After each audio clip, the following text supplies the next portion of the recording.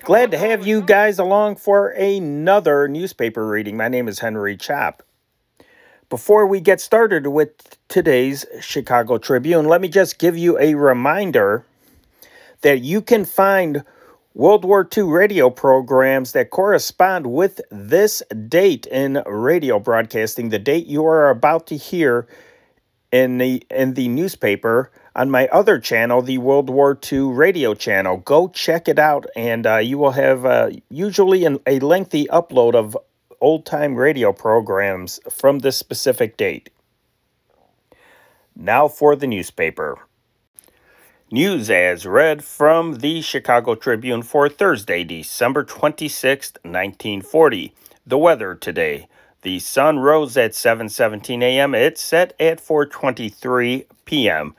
For Chicago and vicinity, cloudy and somewhat colder on Thursday with light rain becoming moderate to heavy Thursday afternoon and night, changing to light snow and colder Friday.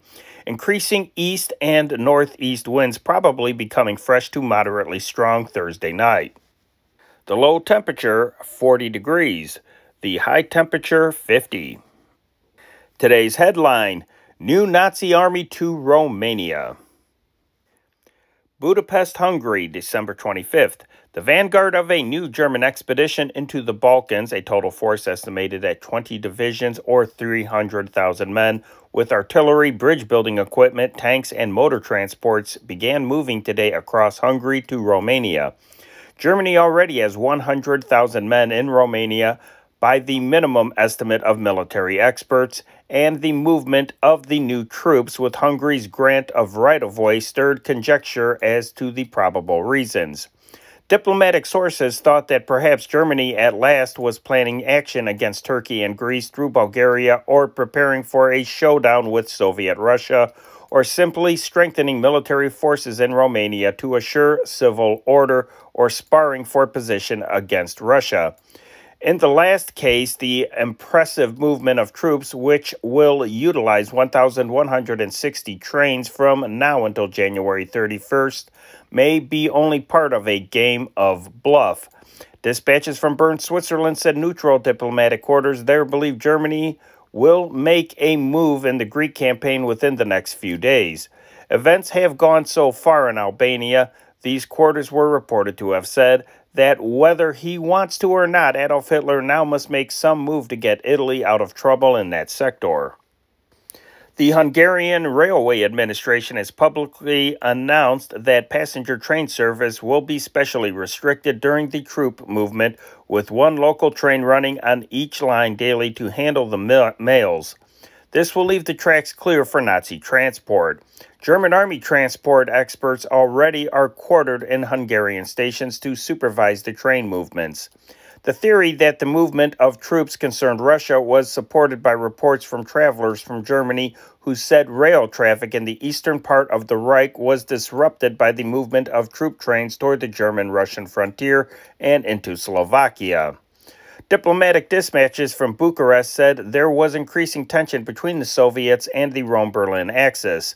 Soviet diplomats openly declare the Red Army is preparing to occupy the Romanian province of Moldavia up to the Seretu or Sereth River and all mouths of the Danube shortly after the new year opens. The Romanian police prefect at Iasi issued a communique denying alarmist rumors that the Russians were about to occupy Moldavia. Diplomatic reports considered that the action was made necessary because of the near panic among residents of Moldavia, and many of whom are already fleeing to southern Romania. The Romanian-Russian frontier was closed at Galati, and a barge load of 800 Jewish refugees seeking to enter Russia was turned back without explanation. Russian, German, Italian, and Romanian experts who have been sitting for nearly 2 months in Bucharest in an effort to decide which nation or group of nations controls the strategically important mouths of the Danube, Germany's lifeline of supply from the Balkans to the Black Sea, have finally gone home admitting their failure to reach an agreement. The recent session was marked by a quarrel between the Germans and Italians on the one side and the Russians on the other. Each refused the compromise. Officially, the meetings have been postponed until the end of January, but it was learned from informed sources that the Soviets are firmly insisting on control of the Danube outlets. Rome, December 25th. Fascist planes bombed and machine-gunned British forces in eastern Libya today, the Italian High Command reported tonight. In one British airbase in North Africa, a Christmas Day communique said explosions and fires were noticed. The situation in Libya as a whole was described as unchanged. The High Command said the British had bombed the western Libyan port of Tripoli, causing some damage, and that other British planes on Tuesday flew over Naples, dropping incendiary bombs and the usual leaflets. Cairo, Egypt, December 25th. In the face of intensified Italian air attacks, British forces besieging Bardia today were reported to be pushing forward preparations to deal with the situation at the fascist base in eastern Libya. With Bardia already under heavy artillery fire in its ninth day of siege, the British General Headquarters communique, which announced the preparations, was interpreted as the approach of the 0 hour for an all-out attack on the Italian garrison of 20,000. Picked desert troops who led in the offensive that took Sidi Barrani and pushed on 15 miles along the Libyan coast were expected to make the assault with the support of tanks and other mechanized units. Athens, December 25th. With Italian troops reported occupying strong natural positions south of Valona and preparing a defense of that southern Albanian port, the British Royal Air Force today announced a surprise dive bombing which left Valona's airfield enveloped in palls of black smoke and smashed Italian airplanes on the ground. The Italian High Command, apparently reporting on the same attack staged Tuesday, said the British raiders withdrew from combat when attacked by fascist planes. The Italians also said that Greek attacks were repulsed as bad weather hampered land operations on the Albanian battlefront.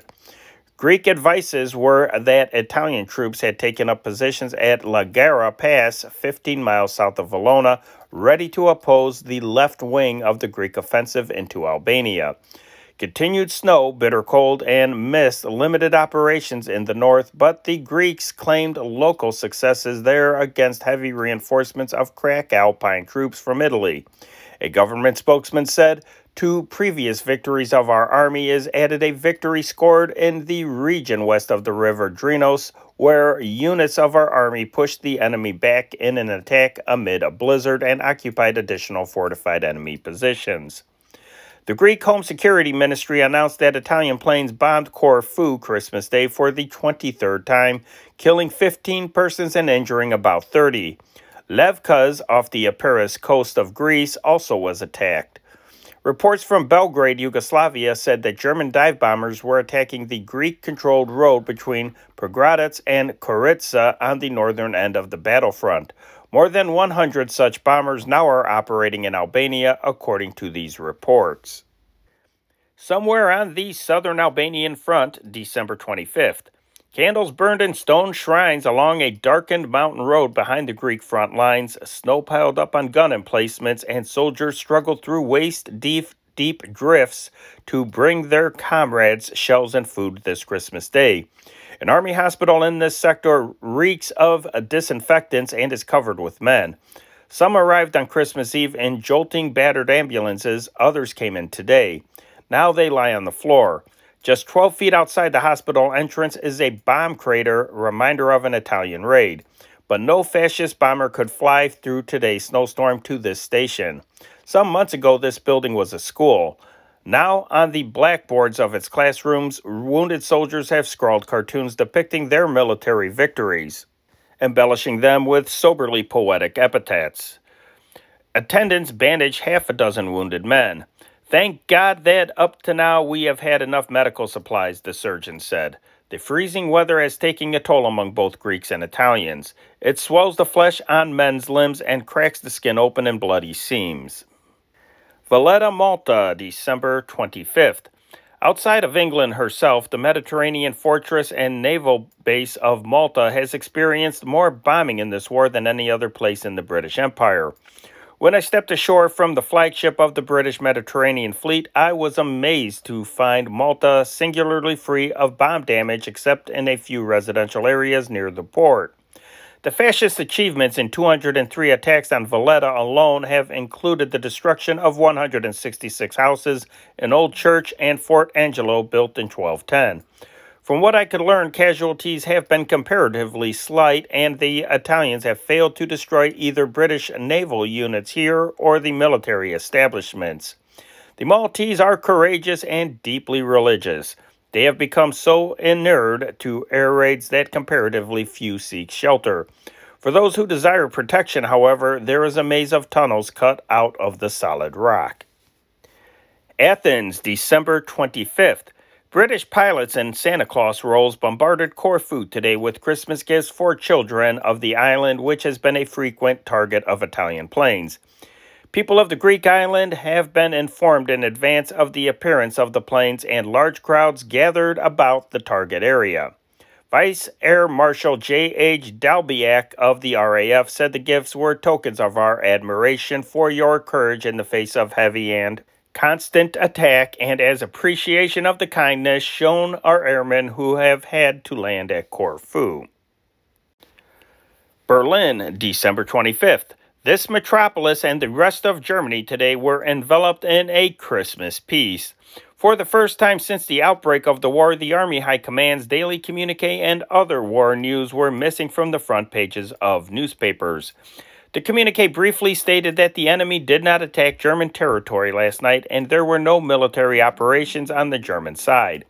Adolf Hitler, Supreme Commander, is spending Christmas with his troops in the West. Balmy weather brought Berlin's populace into the open and turned the city's streets into holiday scenes which reflected good cheer. There was no official confirmation available that a 3-day Christmas truce had been negotiated, but such reports had been privately current for a week. In keeping with German Christmas tradition, such a truce was taken for granted even in the heat of the fiercest warfare. London, December 25th. The Cockney and cocky English working folk made this Christmas night one to be remembered. They figuratively tore the lid off the deep air raid and subway shelters where they have found safe retreat from German air bombs.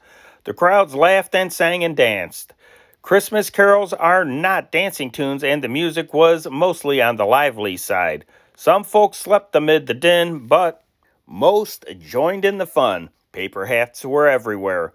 Most of the shelters had Christmas trees. Londoners did not need to stay in the shelters, but most of them apparently wanted to spend Christmas night at home, and the shelters have been home since early September. In daylight, Mr. and Mrs. John Bull ate their Christmas dinner, exchanged presents, and went to the movies, thankful for the one day of peace. Thousands flocked to churches to pray for victory and for their loved ones with the Army, the Navy, and the Air Force. The King spent the day with his family, and Prime Minister Churchill found release from the cares of state in the antics of the baby grandson who bears his name. Rome, December 25th. Italians observed a sad Christmas today. In addition to reverses in Libya and Albania, many families felt the absence of their sons fighting on faraway fronts. It was the first wartime Christmas Italy had celebrated in 22 years, and the gaiety of former times was replaced by the preoccupation for the future. The lifting of the ban on the sale of meat and sweets for the holidays helped to create something approaching the Christmas spirit. In Rome, Christmas was celebrated under a white mantle of snow. Although it meant an era of festivity, the snowfall interfered with traffic and attendance at Masses was sharply curtailed. Masses were celebrated in the afternoon instead of at midnight by special dispensation of Pope Pius XI, so people could return home before the blackout. New York, December 25th. The 5,222-ton British freighter Everleigh reported in 2 wireless messages picked up here today that it was attacked by a German submarine about 650 miles west of the northern tip of Scotland and told of a race to escape the shells of its pursuer. The first message, intercepted by Mackay Radio shortly before 7 a.m. Chicago time, reported that the submarine had opened fire. 3 hours later, a second message indicated that the freighter, steaming almost due north in an apparent attempt to shake off the attacker, still was being shelled.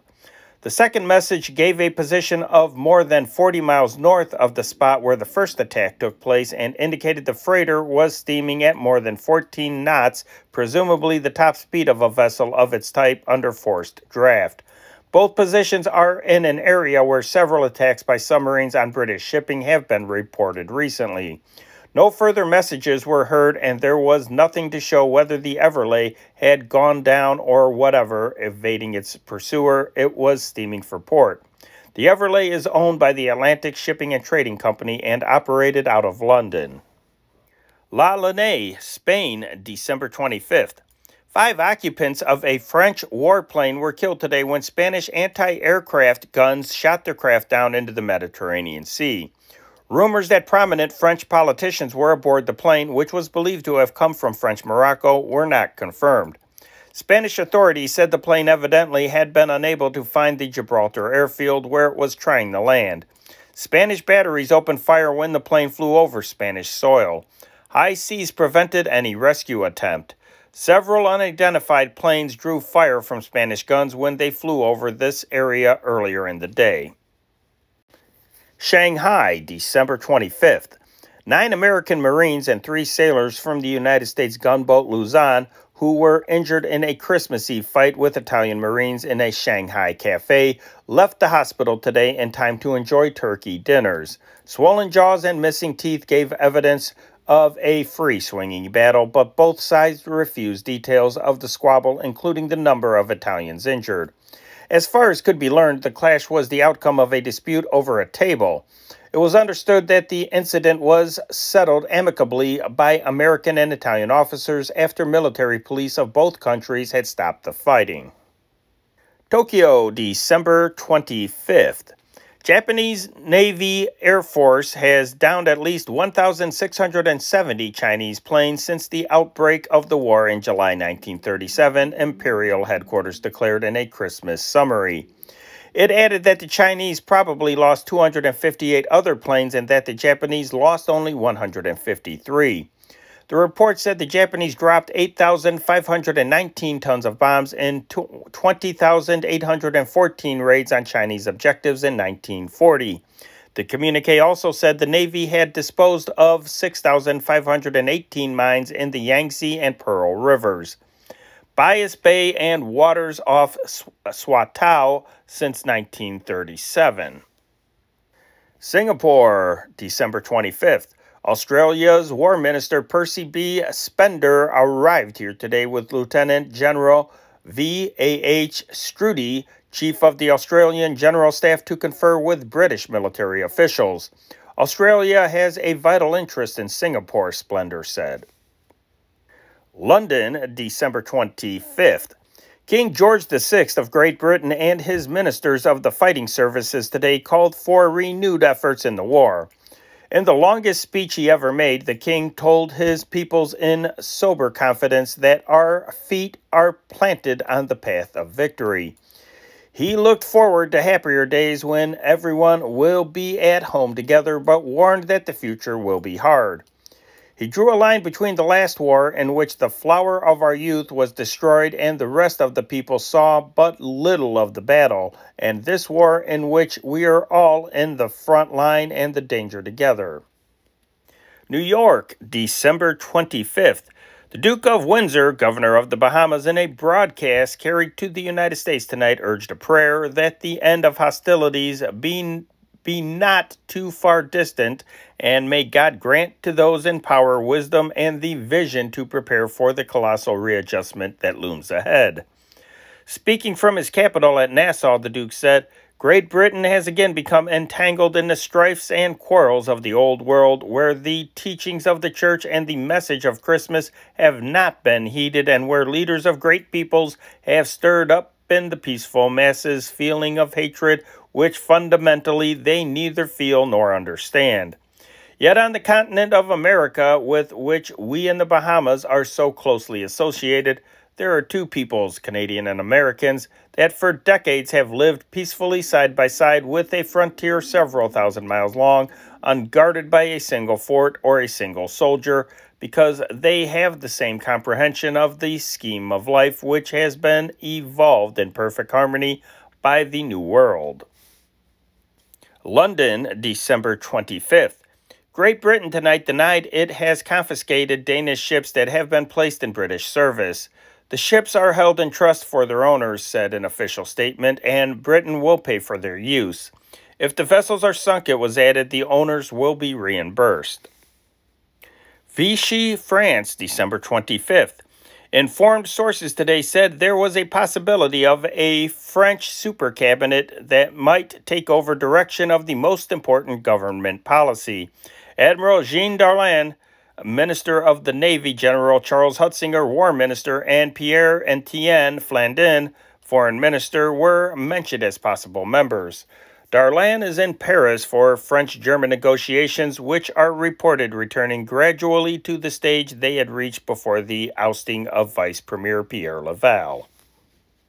New York, December 25th. The American Magnesium Corporation issued a statement today declaring there is no German patent control upon the production and fabrication of that metal in the United States. This company, owned jointly by the Aluminum Company of America and the General Aniline and Film Corporation, maintained that it operated unrestrictedly under American patents, a number of which formerly were owned by a German company.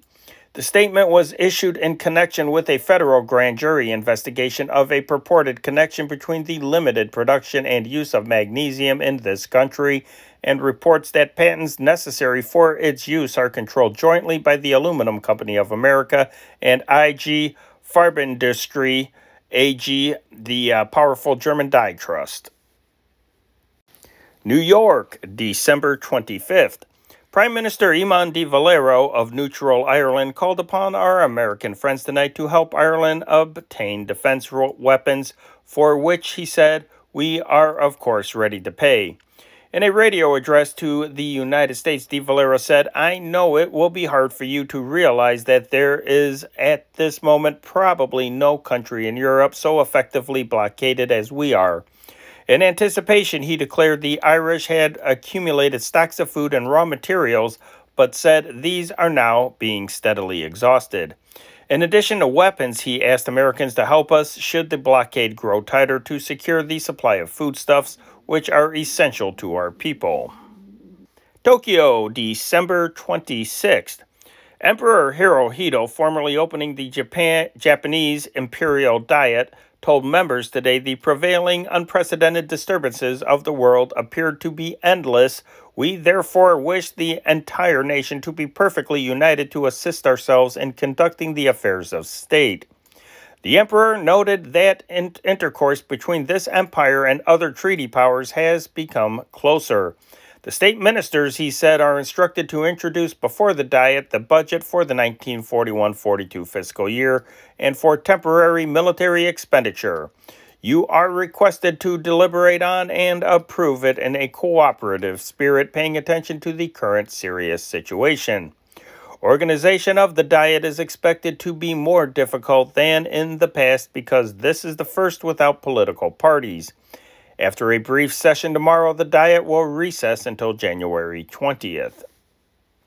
Panama City, Panama, December 25th. President Arnulfo Arias, in a decree issued last night, abrogated the Constitution of 1904 in favor of that adopted by the National Assembly last month. The decree, signed by all cabinet ministers, quoted the resolution of the National Election Jury, which reported the final count in the plebiscite held on December 15th as showing 144,312 affirmative and 1,865 negative and 512 blank votes. The National Assembly will meet December 30th to receive official notification of the adoption of the new Constitution, which becomes effective January 2nd. Public employees who refuse to swear allegiance to it will be dismissed. Manila, December 25th. President Manuel Quezon was attended by a doctor throughout last night at the presidential palace after he had suffered a setback while recovering from an illness, a usually reliable source said today.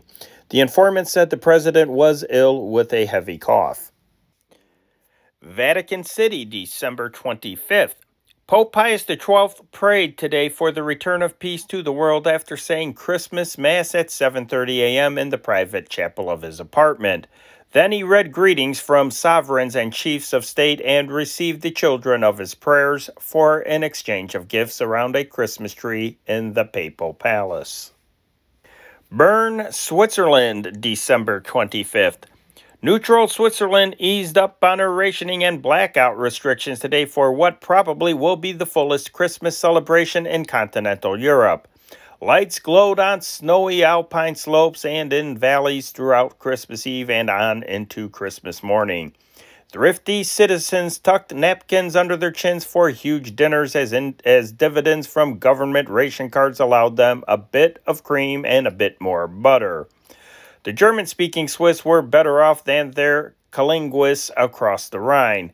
The Italian-speaking Swiss had an edge on their fascist neighbors. The French-speaking Swiss outdid their French neighbors as far as the Christmas celebration was concerned.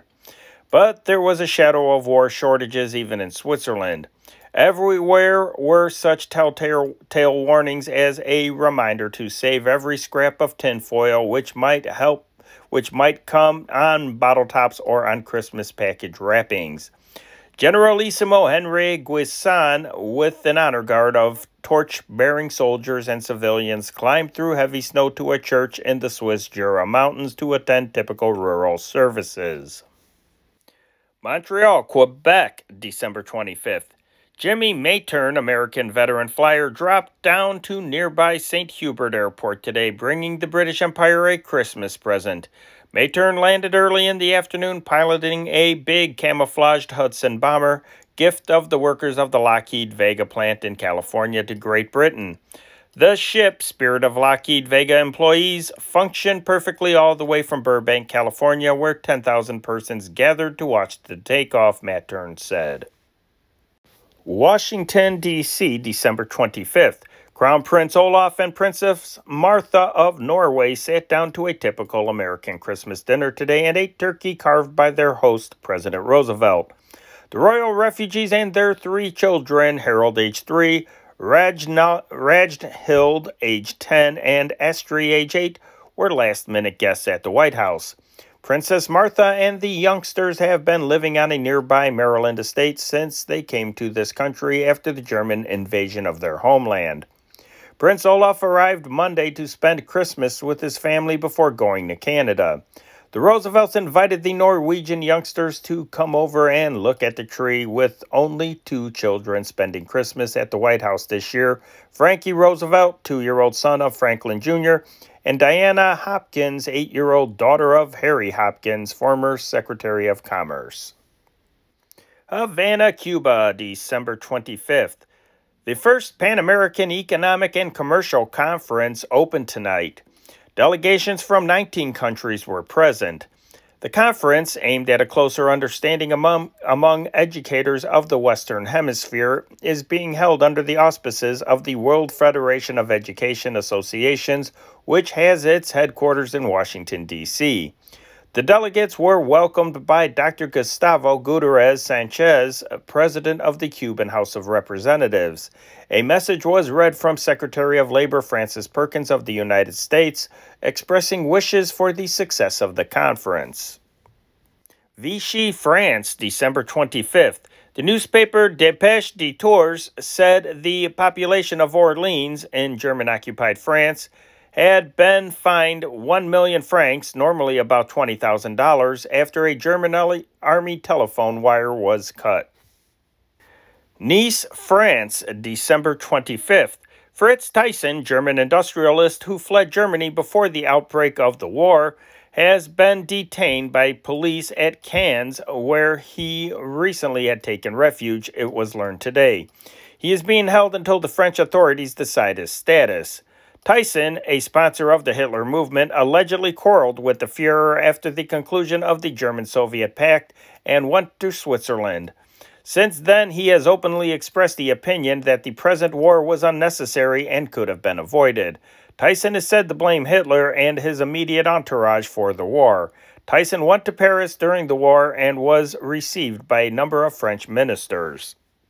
Rome, December 25th. Today's newspapers brought Prime Minister Winston Churchill's speech to the knowledge of the Italian people. They did not print the full text, however. Two parts of the address are missing: the text of the letter Churchill wrote to Premier Mussolini and the passages in which he blamed Mussolini alone for taking Italy into the war. In the latter connection, Stefani, official Italian news agency summary, said, "There, the British premier childishly permitted himself to the classically British attempt to distinguish the people from the regime with which they form a unit." The Italian summary has Churchill saying that France had not crumbled just before Italy intervened, and adds that he sent Mussolini a message calling upon the Duce to prevent Italy's entrance into the war. Buenos Aires, Argentina, December 25th. A storm of rain and hail borne by a wind so strong that it uprooted trees and wrecked grounded planes at nearby Moron Airport beat at the Buenos Aires region last night and early this morning. At Moron, where Pan American Airways has a base, a 21-passenger plane was lifted from the ground and driven against a shed. Damage at the airport may reach $240. Telephone and telegraph communications were interrupted. No casualties were reported. And now for national news. Washington, D.C., December 25th.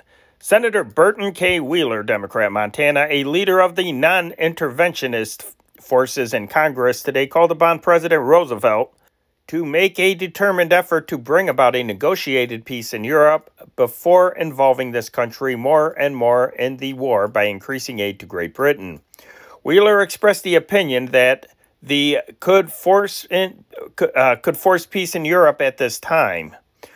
Wheeler's statement and a similar one issued yesterday by Senator Millard E. Tydings, Democrat, Maryland, presaged an intensive campaign by congressional strategists to force a showdown on the possibility of a negotiated peace before making commitments likely to involve this country in the war. New York, December 25th. Vern Marshall, chairman of the No Foreign War Committee, said today that we will know exactly how to end this war if President Roosevelt takes us wholly into his confidence next Sunday night. The president is scheduled to speak at 8:30 Chicago time that night from Washington on the present emergency. The address will be broadcast by all major networks, including this one here. You will hear that when we reach that point in time. President Roosevelt is going to tell the country how and what he feels about aid to Britain, said Marshall, who is editor of the Cedar Rapids, Iowa Gazette. If he takes us wholly into his confidence, we will know how best and most quickly to act in behalf of humanity everywhere. In short, we will know exactly how to end this war, and within weeks, if not days. New York, December 25th. Franklin D. Roosevelt Jr. will start the new year off with a new job. He told friends recently that beginning January 6th, he will be employed by the Wall Street law firm of Wright, Gordon, Zachary, and Parlin. He said he obtained the place without any introductions. I merely went into their employment department and asked for a job, he said. They put me through the regular questions, what I'd done at college, what I was interested in, as they do all applicants. Then they decided to take me on. Roosevelt, who was 26, said he didn't know just what work his employers will have him doing. Roosevelt finished Groton in 1933, obtained his A.B. at Harvard in 1937, and was graduated from the University of Virginia Law School last June. Washington, D.C., December 25th. Senator Pat McCarran, Democrat, Nevada, today fired the first gun in Congress against reported plans of President Roosevelt to renew his request for authority to reorganize the federal government along authoritarian lines.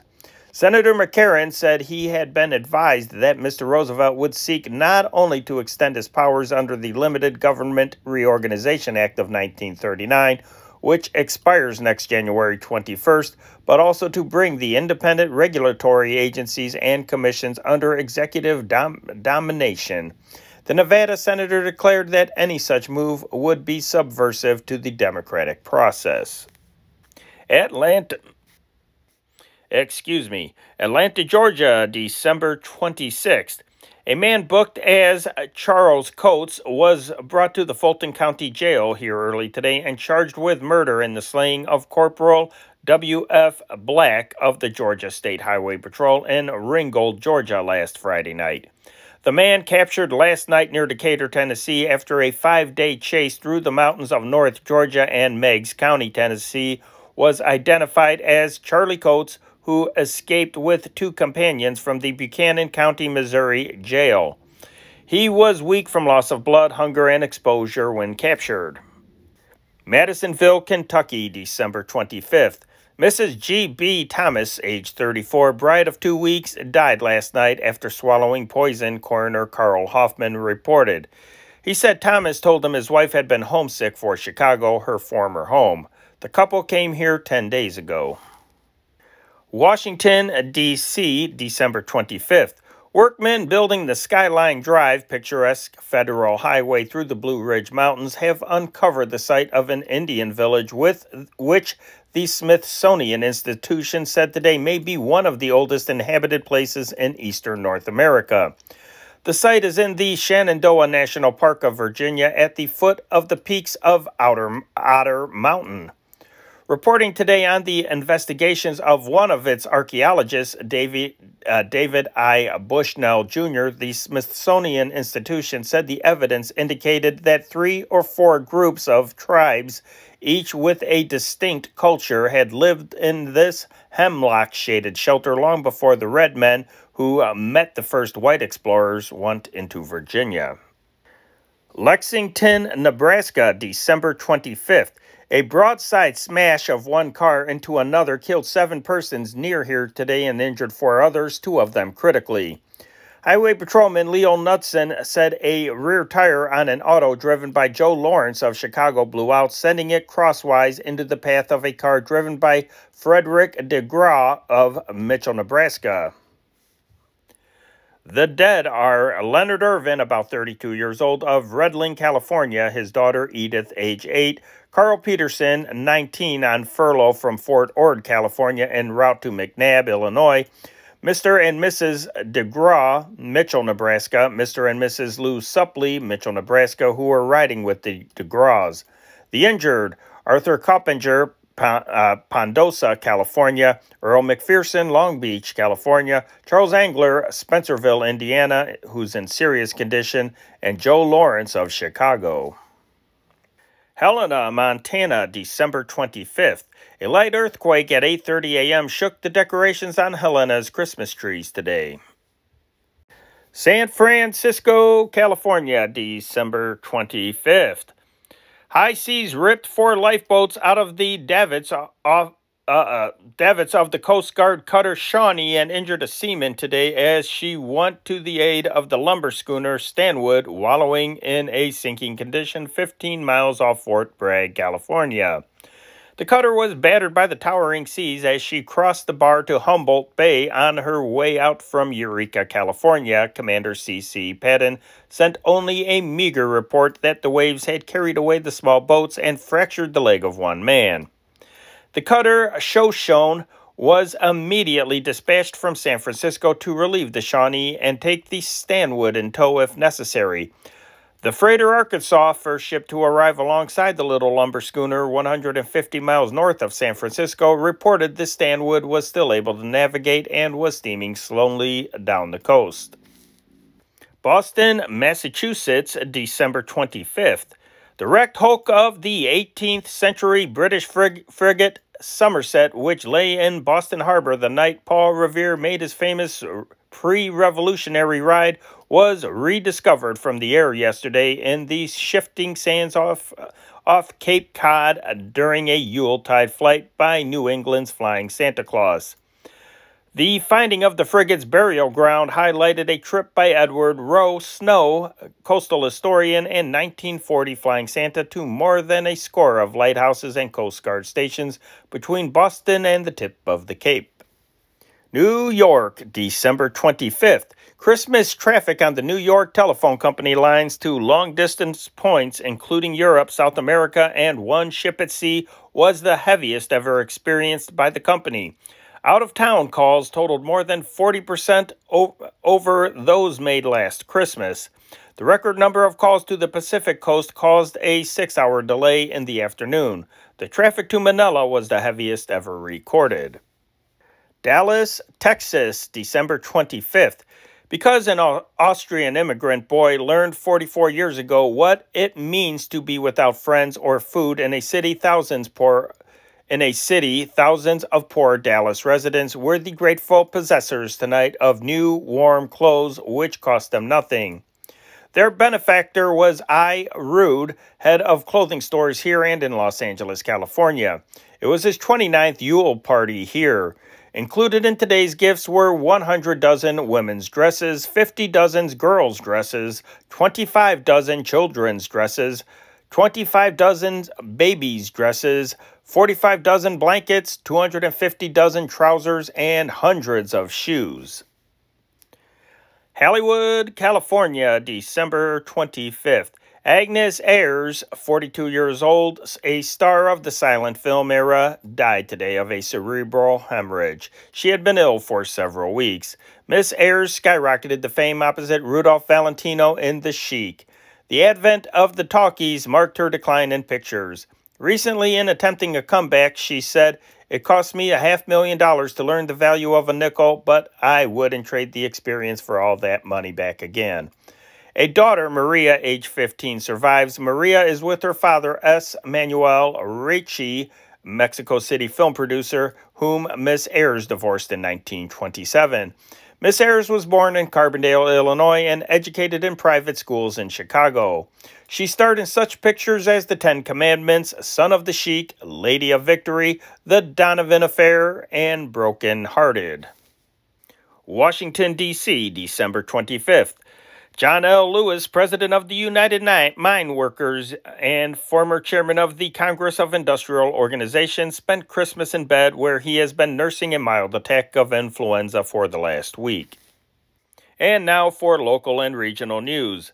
Brigadier General Thomas S. Hammond, chairman of the Chicago chapter of the America First Committee, charged last night that William Allen White has abandoned the principles of his committee to defend America by aiding the Allies.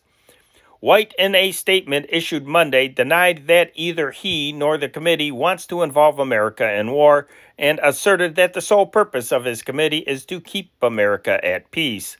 General Hammond asserting that White's statement represents virtually a complete reversal of the letter and spirit of the White Committee's official position, offered a comparison of White's remarks and the White Committee's statement of policy made on November 26th.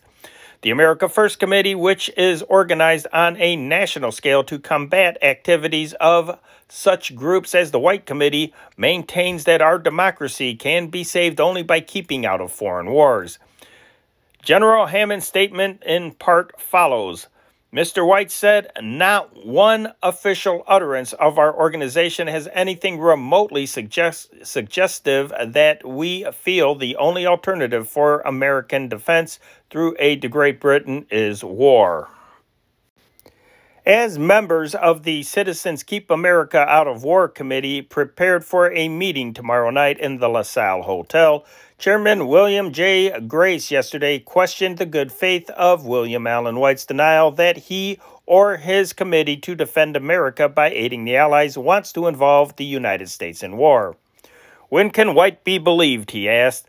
"Whose word is more acceptable, that of Professor Henry N. McCracken, president of Vassar, who resigned from the White Committee because of its abandonment of American neutrality and the adoption of an attitude of war on the side of Britain, or Mr. White, who says the purpose of his committee is to keep America out of the European conflict?"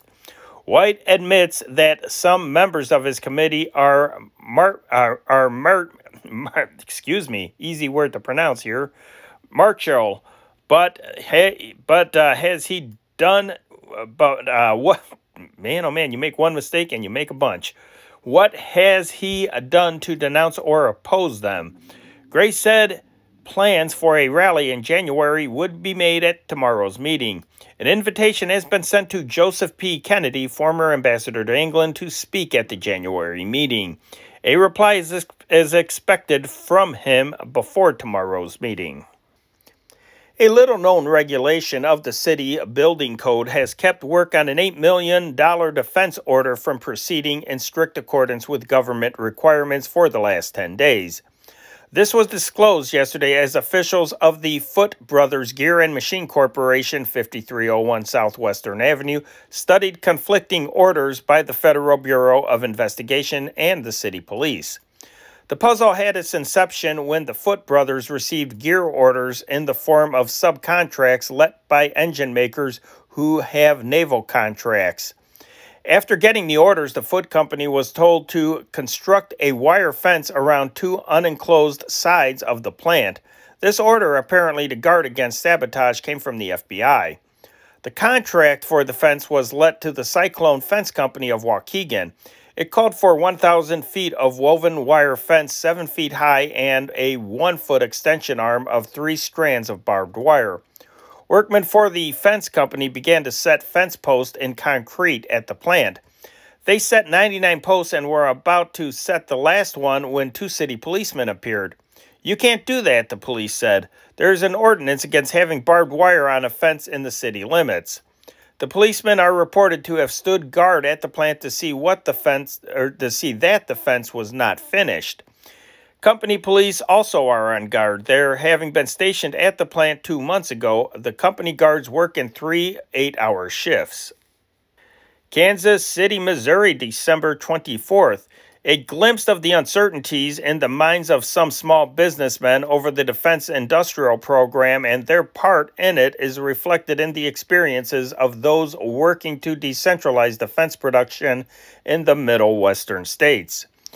When the Mid-Central War Resources Board, formed under direction of the mayors of Kansas City and 3 surrounding towns, was organized, it sent letters to 85 manufacturers explaining how it hoped to help small industrialists get defense contracts and asked for their opinions.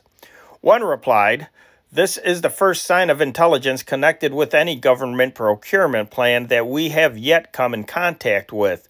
Another said the program was the means of helping correct a dangerous situation, adding, "We are losing our experienced men to aircraft engine plants located elsewhere, and now the Eastern firms even want to buy our equipment." Problems of defense requiring national unity resulted in an unprecedented degree of interstate activity during 1940, Frank Bain, executive director of the Council of State Governments, said yesterday.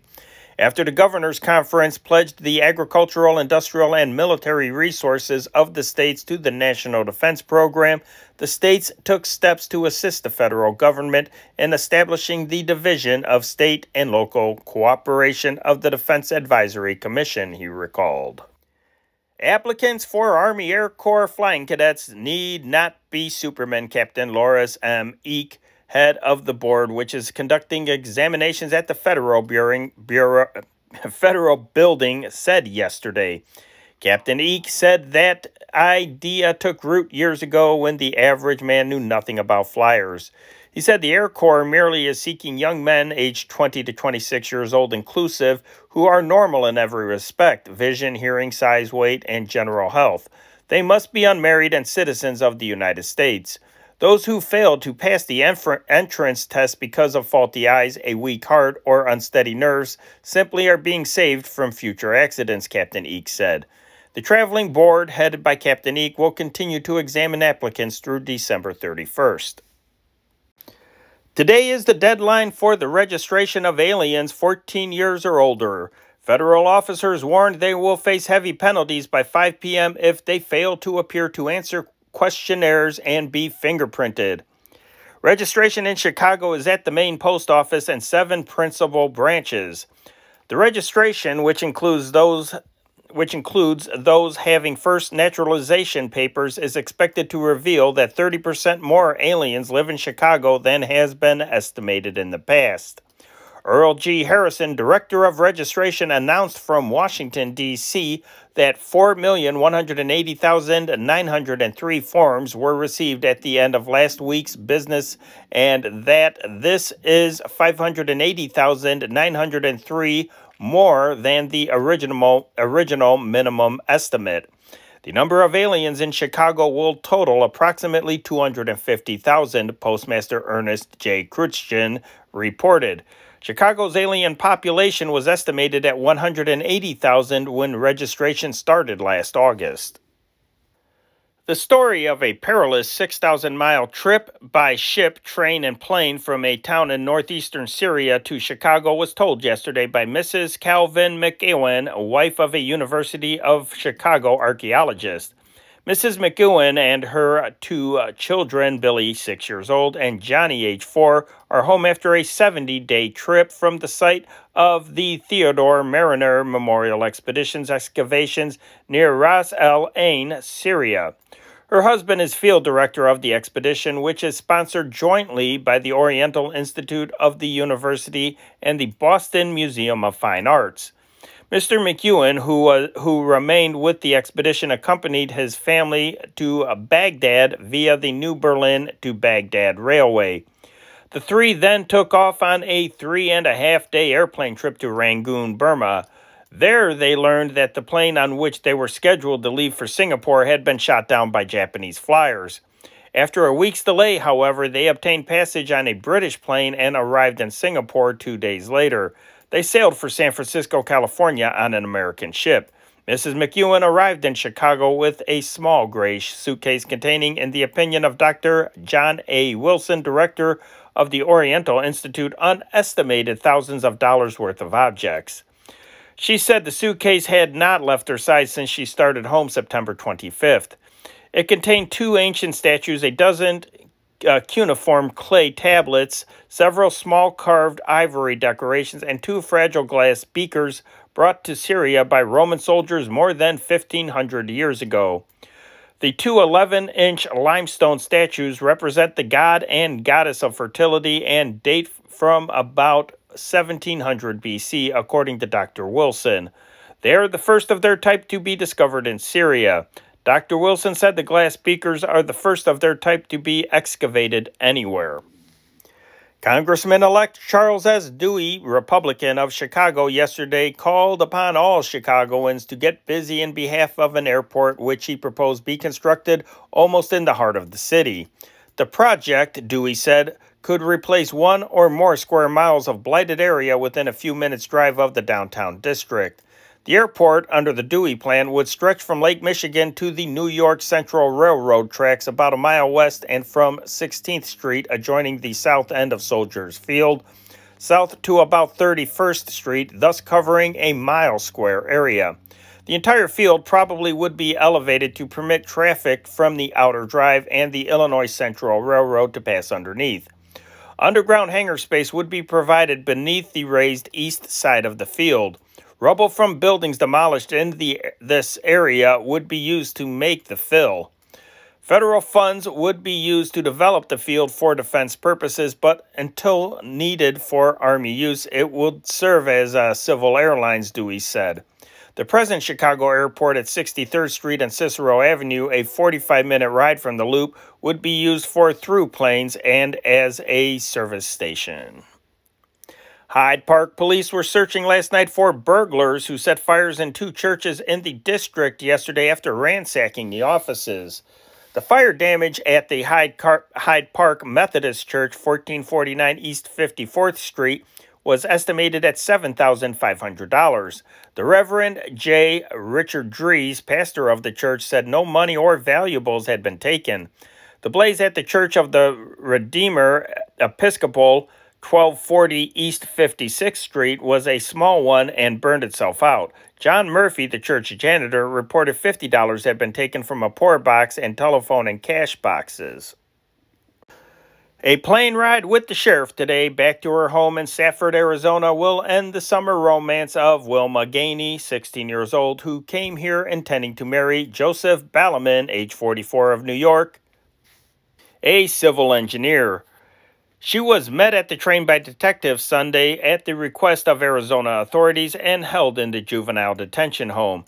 Sheriff Emert Kempton of Safford yesterday questioned Balliman, who was being held by Central Police, but said he wished to make no charges. Federal agents also questioned him and said they would take no action. Detective James Trott said the technical charge of disorderly conduct would be placed against Balliman. Sheriff Kempton said Balliman met the girl last summer on a train in Arizona, corresponded with her, and last week sent her a ticket to Chicago after they agreed to meet here and marry. 4 high school students of Zion Lake County were killed yesterday when their car crashed into a tree and burned 3 miles south of Kenosha, Wisconsin. The 4, all whom were prominent in school activities, were on their way to a Christmas carol sing in Kenosha. The crash occurred during a rainstorm. The tragedy was the second involving high school pupils during the holiday season. Last Friday, 3 young men, all attending Tilden High School, were killed, and 3 others were injured in a collision in Ogden Avenue west of Hinsdale in DuPage County. Those who were killed yesterday were Edward Remliard, 17 years old, 2200 Elam Avenue art editor of the Zion High School newspaper; Lawrence Wortham, 17 years old, of 2411 Gideon Avenue, a football and basketball star; Lloyd Leach, age 17, of 3006 Eshcol Avenue, also a star athlete; William E. Jones, 16, of 2322 Elizabeth Avenue. Jones's father is superintendent of painting at the United States Navy Yard, Mare Island, California, having been transferred there last month from the Great Lakes Naval Training Center. Leach, who was driving, and Wortham were trapped in the front seat, and their bodies were badly burned. Remliard and Jones were thrown from the car. The latter died soon after he had been taken to Kenosha Hospital, and Remliard was killed outright. The car was headed south in Highway 42 at the time of the crash. Coroner James A. Croson of Kenosha said he was unable to find witnesses or to determine the cause of the accident. LaSalle, Illinois, December 25th. As the bells of his church pealed forth tidings of holiday cheer, the Reverend Quinter Kephart, pastor of St. Paul's Episcopal Church, fell dead on the altar during Christmas services. Although he had been ill for some time, Mrs. Kephart said her husband had insisted on conducting the holiday service. The minister fell dead as he was administering communion to members of his congregation.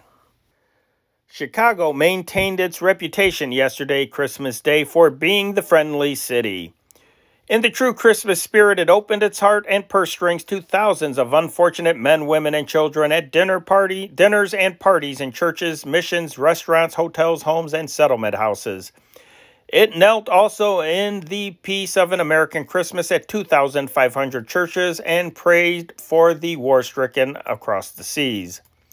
At the noonday solemn pontifical high mass in Holy Name Cathedral, concluding Catholic Christmas masses that began at dawn, Archbishop Samuel A. Stritch pleaded for humility and acceptance of America's gift of peace.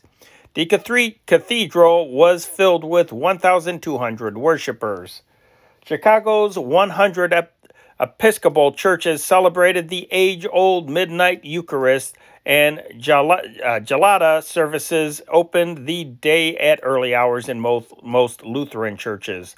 Throughout the city, 300,000 Jews observed the Hanukkah festival of Judaism, which coincided with Christmas this year.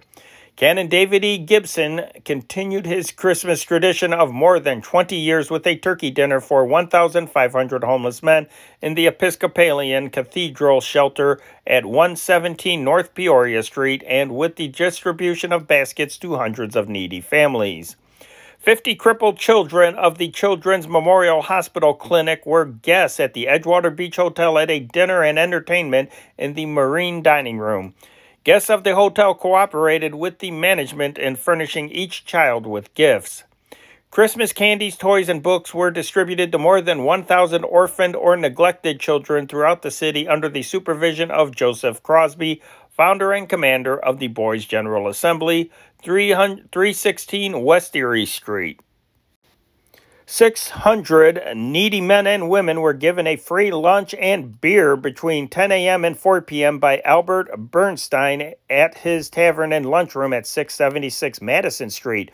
Hundreds of homeless men were given Christmas dinner by the 42nd Ward Democratic Club at 645 North Clark Street. 52 underprivileged boys from Arden Shore Health Camp were Christmas guests of the Great Lakes Naval Training Station and were given a turkey dinner, bags of candy, and toys. 5,100 pounds of turkey and 2,000 pounds of ham were consumed by 4,487 men on duty at the station. A chicken dinner with all the trimmings, bags of fruit and candy, and packages of tobacco were distributed to the 760 prisoners at the county jail. More than 70 members of the Coast Guard had their Christmas dinner while on duty at 4 stations and 7 lighthouses between Indiana Harbor and Wilmette. The regular Christmas dinner and distribution of toys for 150 boys and girls was held at St. Vincent's Infant Asylum. A turkey dinner provided the brightest moment in the Christmas of 5 men employed at the city's Harrison Water Crib 4 miles off Chicago Avenue. 7 prisoners at the Central Police Station who had been charged with disorderly conduct were freed by Municipal Judge George L. Quilici yesterday and given a cigar and $1 apiece in observance of Christmas. Judge Quilici was accompanied by his wife Virginia, who presented the released men with dollar bills. The cigars were handed out by the judge after the informal session, which was held in the lockup.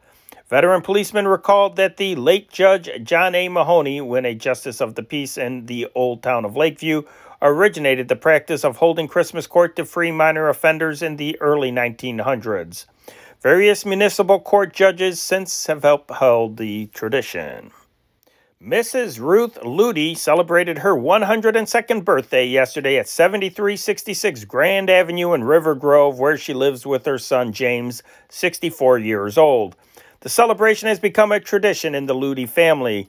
Recently, when it was discovered by family records that she had actually been born December 15th instead of Christmas Day, it was decided to keep tradition intact at the expense of accuracy. According to the Sun, members of the family and friends attended the party. Mrs. Ludy has 1 other son, William, 6 grandchildren, and 3 great-grandchildren. Well, happy birthday. By the way, my grandfather on my mom's side, my maternal grandfather, was born on Christmas Eve. Okay, speaking of being born, a baby which probably can claim the distinction of being the first born in Chicago on Christmas Day 1940 was born to Mr. and Mrs. Frederick I. Smith, 1544 Ardmore Avenue at 4:38 a.m. at Henrotin Hospital. The baby will be called Sharon Lee. Edward Rowlands, Assistant Superintendent of the Wesley Memorial Hospital, who visits every patient annually on Christmas, reported that a little girl was born at 10 a.m. yesterday to Jesus and Mary Lopez of 8405 Mackinac Avenue. Christmas twins, girls weighing 5 and 2.5 pounds, were born to Mr. and Mrs. Max Weinrid, 4023 13th Street at 3:05 p.m. in Garfield Park Community Hospital. They are being kept in incubators. Well, happy birthday to all of you guys. I hope you have had or are having a wonderful life. Chicago is going to have a bigger, noisier, and more expensive New Year's Eve this year from all advance indications than it has seen in many years. Hotels and nightclubs report a demand for reservations far exceeding that of recent years. Already, almost a week beforehand, several are sold out and others expect to be within a few days. Liquor dealers have laid in heavy supplies. The ceiling and entertainment charges this year will be $12.50 plus taxes per person compared with a $10 top last New Year's Eve. One of the city's leading hotels will ask this price for a table, complete dinner, entertainment, and favors. However, most of the frolicking will be on a more economical scale. In fact, this same hotel will offer in another of its public dining rooms a similar fare of $7.50 a person, always plus tax, of course. Several hotels and at least one nightclub will charge $10 a person, and more will bring the New Year's Eve entertainment cost down to $7.50. In addition, several of these places will furnish a free bottle of champagne to each pair of merrymakers. One large Loop hotel will play host to 3,000 New Year's Eve revelers in 3 huge public rooms. Dinner and favors in one of these rooms will be $3.50 a person. In the other 2, the charges will be $6.50 a person, with a bottle of champagne furnished without charge to each couple. This hotel reported that more than half of its reservations already have been taken. One nightclub will introduce a new low-end entertainment cost this year. Admission to this club, which expects to accommodate 3,700 persons on New Year's Eve, will be $1 a person. Dinners will range upward from 75 cents and drinks from 25 cents. For the $1 admission, entertainment and favors will be provided. And in sports, New York, December 25th, the Chicago Blackhawks opened a 3-game National Hockey League road trip tonight by battling the world champion New York Rangers to a 3-3 tie before 10,264 in Madison Square Garden. The Hawks, who had previously beaten the Rangers 4-1 and 3-1 in Chicago this season, dropped to 4th place in the league standings as a result of the deadlock, the Boston Bruins moving into 3rd place by trouncing the New York Americans in Boston. Detroit, Michigan, December 25th. The revamped Detroit Red Wings played vicious, close-checking hockey tonight to gain their first National League victory of the season over the Toronto Maple Leafs 3-2 before 8,520. Eddie Wares, playing on a newly formed line with Alex Motter and Sid Abel, rammed home 2 Detroit goals, including the decisive one in the 3rd period. The Leafs routed Detroit in 2 previous games. The Red Wings found victory costly, though. Joe Kavareth, young forward, suffered a probable fracture of his left leg when he collided with Hank Goldup of the Leafs in the 2nd period. Kavareth was out of play most of last season with a similar break. Boston, Massachusetts, December 25th. The New York Americans, unbeaten in 4 previous starts, were overwhelmed tonight 8-1 by Boston's Bruins before 14,000 in the Boston Garden. The stationary faceoff was tested during the game and set up the last 2 goals. Bill Cowley registered his 2nd tally by beating Buzz Bowl to the puck and firing point-blank at goalie Earl Robertson, who stopped 43 other shots. Strong opposition will confront Loyola and DePaul in their basketball doubleheader in the Coliseum tomorrow night. Yale will play Loyola in one game, and the Butler Five will meet DePaul in the other. Yale had one of the strongest teams in the East, and its lineup includes 2-star forwards, Captain Johnny Cobb and Bert Ingley, who were named on several All-Star selections last season. Another veteran is Chuck Seelbach at guard, who won a starting post as a sophomore last year. Butler, which always comes up with a good team, has a quintet this season which has broken even with Western Conference foes in 4 games. The Bulldogs defeated Ohio State 51-49 and Northwestern 32-31 and lost to Indiana and Michigan, the former by 39-36 and the latter by 32-25. Against Yale, Loyola hopes to revive some of the scoring power showed in its triumph over Arkansas State, in which the Ramblers scored 72 points, a record for any Loyola team. DePaul will be playing its first game since its triumph over Purdue, a victory which is a danger signal to any quintet the Blue Demons have on their schedule. The Chicago Bruins, led by hard-working Wibbs Couts, last night presented themselves with a Yule gift by scoring their 3rd victory in 4 National Basketball League games, a 50-46 decision over the Hammond Caesars on the 132nd Regiment Armory floor. The triumph further served to average Hammond's defeat of the Bruins. It should be avenge. I think they put the wrong word there. To avenge Hammond's defeat of the Bruins last Sunday. Couts tied the individual scoring record for the league this season by collecting 9 field goals and 3 free throws, equaling the mark set by Ben Stephens of the Akron Goodyears. Ralph Vaughn, who rolled up 19 points last Sunday, was held to 2 baskets and 5 free throws. Pasadena, California, December 25th. The first Stanford University Rose Bowl football team since 1936 will roll into Pasadena tomorrow to begin a week of final preparations for its clash New Year's Day with Nebraska. Coach Clark Shaughnessy's aides said the undefeated Indians from Palo Alto will gather here after a brief respite from training for Christmas, and that hard work, plenty of it, would be in order from now until the big game. New York, December 25th. Rory Hughes, former infielder for the Indians, Browns, and Phillies, reported from Cincinnati today that he has recovered from burns suffered in a recent accident in his home in the Ohio City. Hughes is the property of Montreal, Brooklyn's #1 farm club. Funeral services will be held Saturday for Charles Taubman, 64 years old, operator of the scoreboards at the White Sox and Cubs parks for the last 45 years.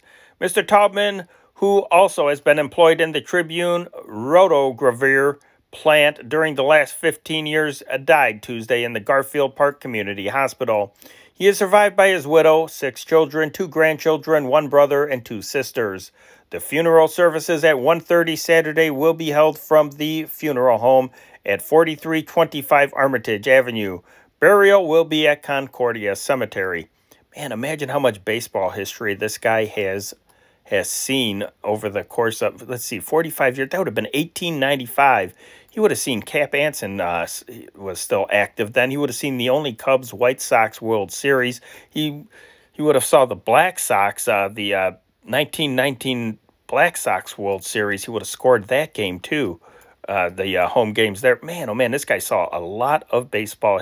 The homer in the Gloman with Hack Wilson back in 1938. Man. Anyways, that is sports, and that is news as read from the Chicago Tribune for Thursday, December 26th, 1940. Have a swell evening. Hey guys, don't forget, if you enjoy 1940s pop culture, radio, movies, serials, some film, and the #1 song of the week, and maybe some other music, check out my other channel, the World War II radio channel. It is elsewhere on YouTube, and we go along with the corresponding dates that you are hearing in the newspaper. So if you want to get some pop culture from the date that you have just heard, go to that channel and subscribe and click on the bell icon so you will know when those videos are out. And those are pretty lengthy. You will enjoy them. I guarantee it.